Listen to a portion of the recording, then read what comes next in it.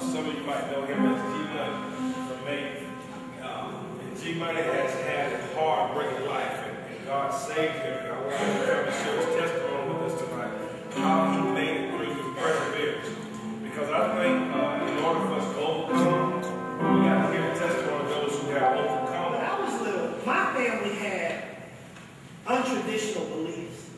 They were from the country. My mom was from Fayetteville.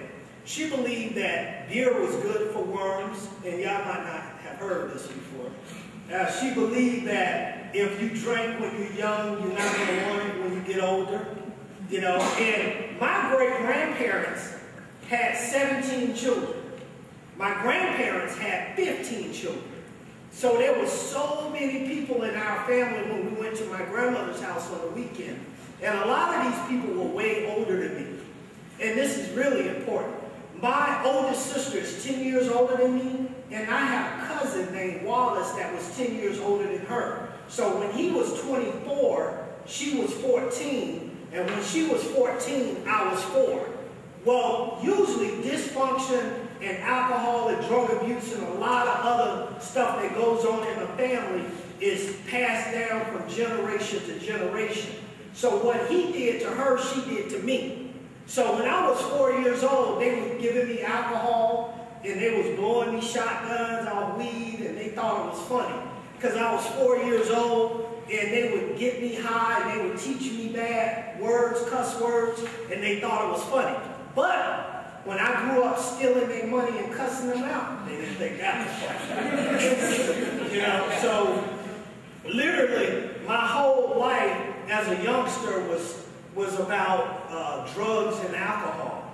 When I was 10 years old, my dad busted me with a $1/4 pound of weed. And he actually caught me twice. The first time he caught me, it had a lot of seeds in it. So we had a really nice house with a lot of flowers. So I told him, I said, Dad, I'm going to be like you. You know, I'm going to plant some flowers, so these are my seeds for the flowers. So he said, okay. He gave it back to me. So I went on and did my thing. I was selling nickel bags of weed in the 6th grade. So the second time he caught me, I guess I was looking a little bit suspicious, and it didn't have a whole lot of seeds in it. It was better quality, if you want to say that. And so he took it to the neighbor, and he asked the neighbor what it was. And the neighbor said it was marijuana. Now, my dad had heard of pot, he had heard of reefer. But when he said marijuana, and he said it was a drug, my dad thought it was like heroin or something. So he called the police, the fire department, and everybody came. So when the police and the fire department came, and they saw me, I mean, as you can tell, I'm a short guy, so you can imagine what I was at like 12, right? This little bitty guy. They came in, you know, thinking that it was a big thing, and they saw me sitting on the couch. So the guy said, hey man, we're not going to take him to jail. We'll just take the stuff and destroy it, and we'll let you take care of it. And I was like, no, I'm going to go with you guys. Because I knew. I mean, my dad was a beast, man. He ran our house like a boot camp. Careful when you start talking about what you won't do. When you start putting alcohol and drugs in your system, all the things that you think you won't do, you will do. Believe me.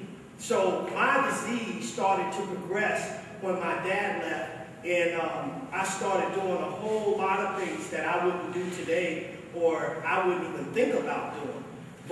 And one day I went to this club, and I brought this girl home with me, and I had a little bit of cocaine, and I was getting ready to snort it, and she said, no, don't do that, you're wasting it. And she said, give it to me, and I gave it to her.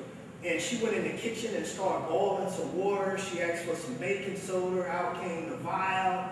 And I don't know if y'all know anything about this. And she put the cocaine and the baking soda in the vial and started boiling it on the stove. And it bubbled up like it looks like a little bubble inside some water, like inside that water bottle, a little bubble. And she stuck a coat hanger in there, and that was freebasing cocaine. That was before crack.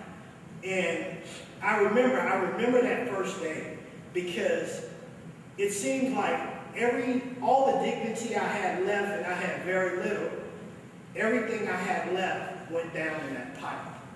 Everything, I sucked that pipe, man, and it was like I poured my whole world, my family, and everything into that pipe.